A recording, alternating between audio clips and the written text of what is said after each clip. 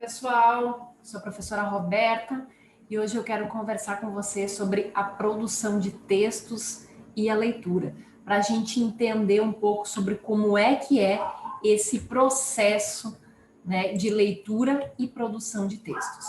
Então, primeiro é necessário que a gente entenda como se fosse uma linha, onde há um fato ou uma situação aleatórios e que aparentemente servem como uma realidade onde muitas pessoas veem aquele fato ou situação de forma semelhante. No entanto, a partir da visualização, da audição, enfim, da sensação desse fato, as pessoas vão, aí sim, cada um interpretar o fato ou situação à sua maneira. Então, eu gostaria de explicar esse processo aqui para vocês da seguinte forma. Vamos dizer que nós temos como um fato ou uma situação um acidente de trânsito, por exemplo. Então, a princípio, o acidente de trânsito ele acontece. No entanto, pessoas que produzem conteúdo, sejam elas jornalistas, apresentadores, publicitários, blogueiros, enfim, artistas vão produzir um conteúdo a partir desse fato. Então, eu posso contar um acidente de trânsito a partir de um texto, a partir de um áudio, de um vídeo, né, de reportagens de televisão, de programas de TV, mas eu também posso contar um acidente de trânsito por meio de um poema, de uma poesia, de uma novela, de uma ficção. Né? Então, a forma como eu vou relatar este fato ou situação, que nós estamos exemplificando como um acidente de trânsito, a forma como eu vou relatar, como eu vou mostrar isso, se chama produção de conteúdo. E aí, nós jornalistas, sobretudo, fazemos um papel muito importante que se chama tradução, que é onde nós vamos explicar para as pessoas tal processo, tal forma, tal assunto, tal tema, né? Então, nós jornalistas ou, enfim, outros profissionais também traduzem. O que é essa tradução? É quando você explica de uma maneira mais fácil ou mais comum ou para um público amplo determinados discursos, linguagens, né? Nós fazemos mediações, nós dizemos algo de maneira simples. Então, vou dar um exemplo de tradução. Quando um médico explica uma linguagem técnica, digamos, um médico está falando sobre possibilidades de tratamentos para a Covid, se são eficazes ou não, e ele usa uma linguagem técnica. Cabe ao jornalista explicar, com base na entrevista que ele faz como cientista, com o médico, explicar aquela linguagem. Então, o jornalista ele vai, por meio da entrevista, tentar saber do personagem, né, do médico, enfim, da fonte especializada, que explique melhor aquilo com outras palavras. E aí, muitas vezes, o jornalista, na hora de escrever, né, ou até mesmo numa reportagem televisiva, ele tenta, junto com a fala do entrevistado, dizer com palavras mais fáceis. Esse é um exemplo de tradução. E, por fim, o final do processo é a leitura. O processo de leitura. A pessoa que vai receber este conteúdo vai ler e vai interpretar a sua própria maneira.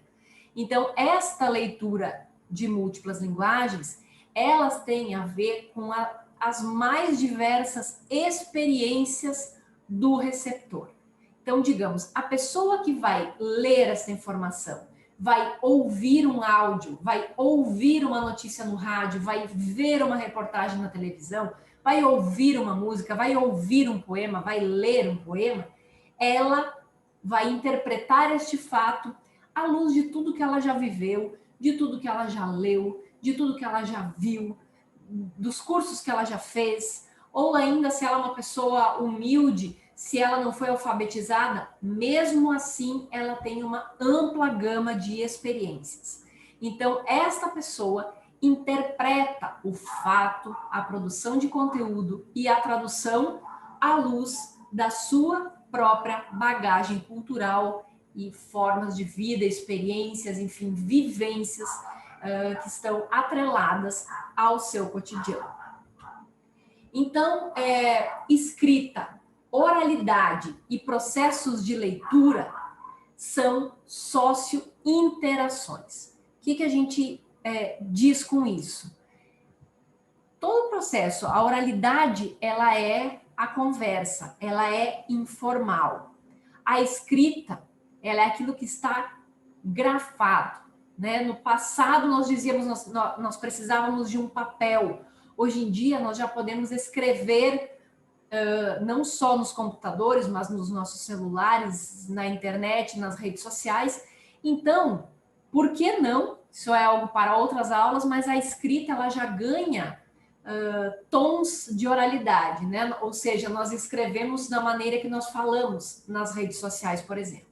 Então, por isso, ler, escrever, falar são processos de socio-interação, onde os grupos dialogam, as pessoas interagem dentro de grupos sociais. Então, por isso, a língua ela é atividade social, no sentido de que não há certo ou errado, né? Então, assim, essa atividade social faz com que as pessoas tenham uma interação nos processos comunicativos. As pessoas conversam, dialogam, fazem gestos, né? Conversam em grupos sociais diferentes. Então, às vezes, você pode estar numa interação num grupo social, por exemplo, de sala de aula. Às vezes, você pode interagir no grupo social da família, no grupo social da igreja. Então, ler, escrever e falar são processos de interação em sociedade. Logo, tanto a língua quanto o próprio processo de conversa, que é oral, ou da escrita, é histórico. Por que é histórico? Porque tem a ver toda a história, por exemplo, a língua portuguesa. Nós vamos remontar lá para a colonização portuguesa no Brasil, para a história de Pedro Álvares Cabral, voltando, né, para os povos, para a miscigenação no nosso país, quer dizer, até chegar aos dias de hoje.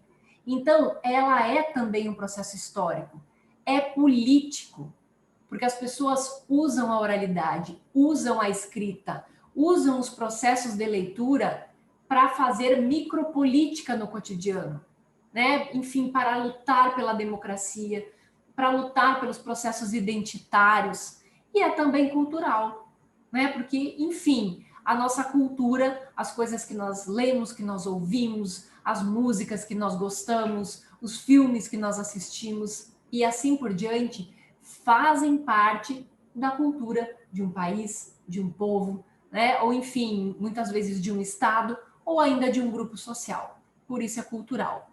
E falar e escrever é troca, é movimento com o outro, logo é socio-interação. Eu trouxe aqui o exemplo da Juliette, 31 anos, advogada e maquiadora, que é uma integrante do Big Brother Brasil 2021. Em abril de 2021, ela estava com 20 milhões de seguidores. Nós estamos hoje, no dia 16 de abril, essa informação foi postada na segunda-feira, logo no dia 12, se eu não me engano, hoje ela já passa de 21 milhões. E aí eu coloquei essa citação dela aqui para vocês. Eu estou tentando entender tudo. Vocês devem estar tentando gritar para me fazer escutar, mas eu não consigo escutar agora. Talvez eu não esteja fazendo silêncio agora, ou porque eu sou besta mesmo. Aqui uma fala de Juliette falando sobre o processo de comunicação. Aí eu vou colocar aqui embaixo outra fala dela para a gente continuar a discussão. É muito difícil conseguir se comunicar aqui e as pessoas não conseguem entender. Então, às vezes, o processo comunicativo, além de ele passar pela questão histórica, pela questão social, política e cultural, né, perpassa por outros lugares, outras nuances, né? Então, aqui eu estou colocando também o processo de comunicação seguindo o exemplo da Juliette, dentro da questão da coerência. Se comunicar também, lógico, tem a ver com linguística, mas também tem a ver com contexto. Qual é o contexto do programa? O contexto em que a frase foi dita, o contexto de entendimento que Juliette estava tendo no período em que ela fala essa frase, o contexto que os outros personagens viviam, a questão extralinguística, que muitas vezes está linkado com a pragmática, né? Na parte ali da questão das ideias e do conteúdo dos comentários, mas também extralinguística faz um link direto com a questão da própria linguística. O que é isso? Né? Nós vivemos dentro do nosso processo de comunicação as variações linguísticas, muitas vezes termos usados em determinadas regiões do país, né? A forma com que cada estado soletra, fala as palavras, né? Tem a questão do sotaque, tem a questão das gírias, enfim, tem muitas questões que podem atrapalhar o processo de comunicação. No entanto, eu trouxe o exemplo da Juliette para mostrar que Juliette sofreu um processo de preconceito, muitas vezes, pela forma com que ela usava algumas manifestações na fala extralinguística, incluindo as variações linguísticas. Né? Então, a Juliette sofreu preconceito, sofreu xenofobia. Então, são coisas que nós, hoje, principalmente jornalistas em formação, não podemos deixar que isso aconteça. Afinal, a língua, ela é, por mais que nós sejamos praticantes da língua portuguesa, esta língua portuguesa, ela não é única e fechada. Nós não praticamos apenas uma língua portuguesa erudita, e sim, nós praticamos uma língua portuguesa regionalizada, uma língua portuguesa oralizada, com gírias, com formas de falar, com brincadeiras, né? Nós também temos uma população muito ampla em termos culturais, sociais e de formação escolar variada. Então, quer dizer, a forma que as pessoas tecem a língua, que as pessoas falam, né, frases, enfim, formam todo esse processo linguístico, ele também é muito amplo. E nós, jornalistas, temos que perceber estas situações. Então, é necessário saber como usar a língua em falas e textos. E aí, aqui eu estou trazendo para vocês a questão de que a gente precisa levar em conta essas experiências sociais, culturais e cognitivas. O que são experiências sociais? O lugar de onde eu venho, as oportunidades que eu tive, onde eu estudei, ou se eu estudei, ou como eu estudei, né? Ou como é a minha formação, os aspectos culturais que têm a ver com a própria formação, num sentido amplo, não num sentido formal, mas a cultura que eu vivo, né? As coisas que o meu grupo consome, que tipo de músicas nós ouvimos, que filmes nós assistimos, que programas de televisão nós assistimos. Enfim, a cultura ela é muito ampla. E os processos cognitivos, que são os processos de aprendizado. Temos ainda a questão, né, de que a norma culta ela é tida como uma competência global. O que quer dizer com isso? Um exemplo, se você chegar numa redação de vestibular e escrever como você fala, talvez vão te cortar pontos. Então, há uma norma culta que nós usamos em lugares chamados dessa competência global, como, por exemplo, vestibular, concurso, entre outros lugares. No entanto, a gente tem que cuidar para que estas competências globais não excluam pessoas que não têm uma norma culta, ou que não pôde ter um ensino, um estudo formal, mas que têm um amplo conhecimento de vivência e de prática de vida. Seguindo aqui a nossa explicação, escrever, falar e ler é cooperação entre um ou mais sujeitos. Então, a questão da produção de sentidos, né? Escrever, falar e ler, nós produzimos sentidos. O que a gente pode elucidar para você com relação a isso. Quando acontece lá no nosso exemplo da linha, quando nós temos um fato do acidente de trânsito, a forma como o jornalista ou o influencer ou, enfim, o comunicador vai produzir o conteúdo tem a ver com uma interpretação. Logo, tem a ver com uma produção de sentido. Aquele jornalista já sofreu um acidente na vida? A pessoa que se acidentou é parente do jornalista? Ele vai interpretar com um tipo de subjetividade. Por mais que o texto dele seja isento e ele tente fazer um texto mais honesto possível com relação àquilo que acabou de acontecer, ele interpreta à luz daquilo que ele é, daquilo que ele sente, da produção de sentido dele. Até chegar lá no processo, passa pela tradução, quando chega no processo da própria leitura, o leitor também vai interpretar aquilo dentro da sua própria produção de sentido. Você tem trauma de acidentes? Você já passou por uma situação semelhante? E assim por diante. Todo texto falado ou escrito tem uma intenção. Você tem uma intenção de se comunicar, tem uma intenção de se fazer entender, de passar determinado assunto, de ser irônico, enfim, há uma intenção. Todo texto, seja ele oralizado, porque nós chamamos também de, quando a gente fala em textos de múltiplas linguagens, esse texto ele não é só escrito, mas ele também é falado, né? É em áudio, é em vídeo, em teatro, em cinema e assim por diante. Tudo é texto. Então, todo texto tem uma questão de contexto. Qual é o momento que eu estou falando? Qual é o espaço, tempo que eu estou falando? É o ano 2021? A história vai saber que entre 2020 e 2021 tinha uma pandemia. Isso é contexto. Eu não posso me referir, digamos, daqui a 50 anos, quando eu vou me referir a 2020 e 2021, eu vou ter que falar do contexto em que a população do mundo vivia, que é a pandemia. Então, esse contexto tem a ver com espaço-tempo, tem a ver com história, cultura, escolha linguística, enfim, assim por diante. Precisamos saber para quem nos comunicamos. Porque quando a gente sabe para quem a gente se comunica, é mais fácil da gente escolher informações, né, do grau de formalidade da linguagem, o nível do vocabulário. Eu vou dar um exemplo.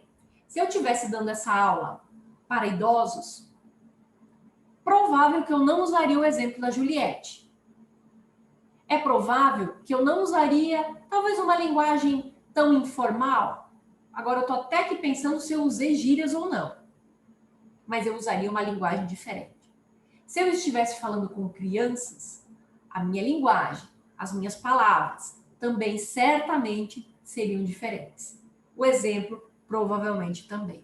Então, quer dizer, trazer o exemplo da Juliette tem a ver com um contexto de jovens, pessoas bem informadas, pessoas que assistem televisão, que gostam de comunicação. Então, quer dizer, eu sei para quem eu estou me comunicando e por isso eu uso estratégias que possam facilitar o aprendizado do aluno.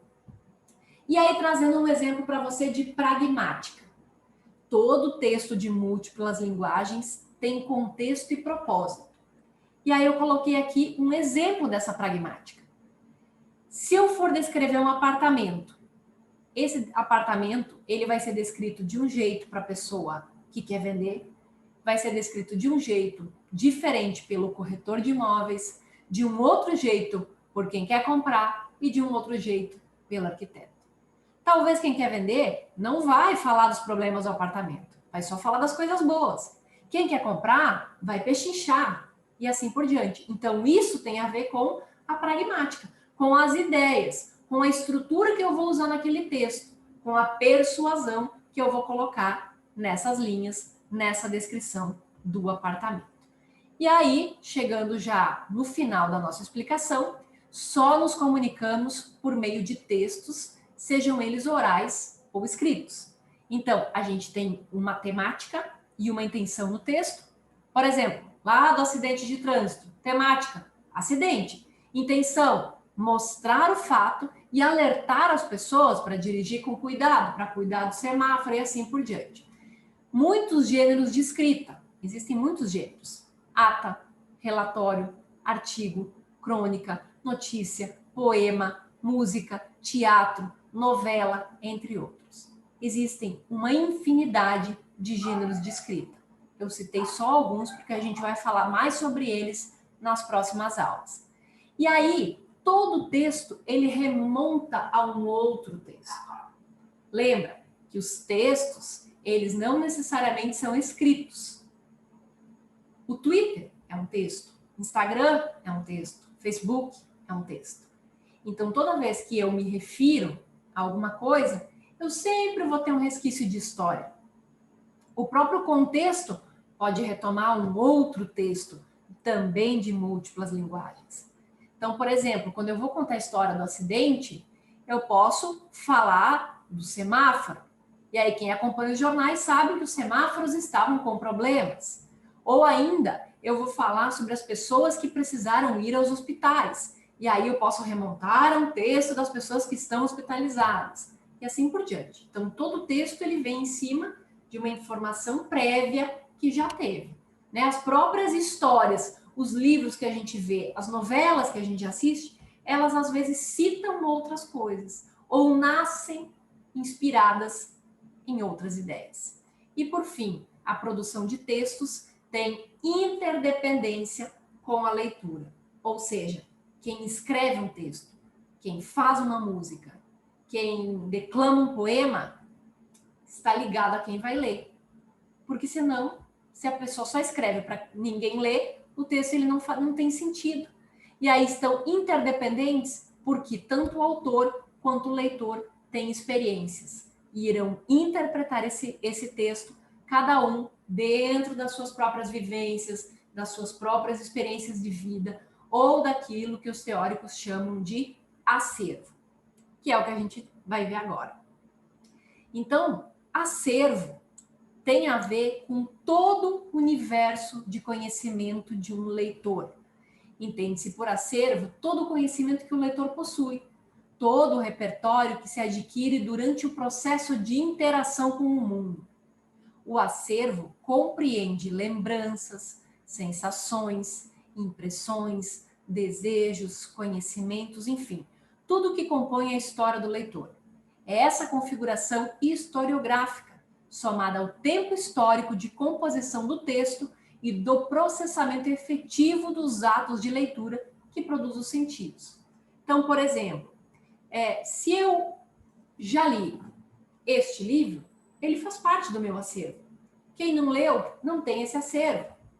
Quem já comeu essa batata, sem fazer propaganda, sabe o que é a sensação de comer essa batata. Quem não comeu, não sabe. E aí, quando a gente fala em acervo, vamos lá, trazendo outras informações. Quem já usou isso aqui, sabe o que é isso aqui. Quem não usou, não sabe. Então, esse acervo, ele não diz respeito a um ensino formal. Ele diz respeito a um conhecimento de vida. A pessoa que já tirou leite de vaca tem um acervo. Quem não tirou, não tem. A pessoa que já viu o sol nascer tem um conhecimento. Quem não viu, não tem. E assim, a pessoa que já lavou uma área tem um conhecimento que quem não lavou, não tem. Então, o acervo, ele diz respeito a tudo que eu já vi, que eu já vivi, mas também que eu lembro, que eu sinto, né? Quem já amou tem uma experiência que quem não amou não tem. E assim por diante. Então, acervo não diz respeito à educação formal, e sim à experiência de vida. Temos também aqui o horizonte de expectativas do leitor. O que quer dizer com isso? O horizonte de expectativas de um leitor para um texto diz respeito às expectativas que o leitor nutre em relação ao texto, com base em seu acervo. E aqui eu coloquei, aqui tem expectativas com S, aqui expectativa sem expectativa no singular, os dois termos estão corretos. E aí o que é importante aqui? É quando às vezes você tem literalmente uma expectativa lembrando com base no seu acervo. Você vê uma novela e você espera um final de acordo com os seus gostos, com aquilo que você acha legal, e talvez aquele final não acontece. Quando você quer aquele final, isso é um horizonte de expectativas do leitor. Né? Quando você, citando o exemplo da Juliette, você quer que Juliette vença o Big Brother Brasil. Se Juliette é o seu horizonte de expectativa. Se Juliette não vencer, você frustra esse horizonte de expectativas. E por fim, multiplicidade de leituras. O que significa isso? Os modos de leitura são as maneiras de proceder à leitura de diferentes tipos de texto. Não se pode ler o cinema, por exemplo, como se lê um teatro. Cada texto tem suas especificidades, que são elementos determinantes do processo de leitura. Então, eu vejo um teatro de uma forma, um filme de outra, leio um texto de outra, ouço uma MPB de um jeito, um rock de outro, um brega de outro. Ou seja, cada arte, cada cultura que é também entendida como formas de texto, no sentido da produção, e como formas de leitura, no sentido do consumo, eles são produzidos cada um de forma única. E eu também, na hora de eu receber, ou na hora de eu ler o filme, ler o teatro, ler a música, ler a dança, cada um desses gêneros, cada um desses tipos serão lidos de uma maneira diferente e à luz da vivência de cada leitor. É isso aí, pessoal. Tá aqui o meu e-mail e o meu Instagram. Então a gente vai ficando por aqui. Essa foi a aula sobre os processos de leitura.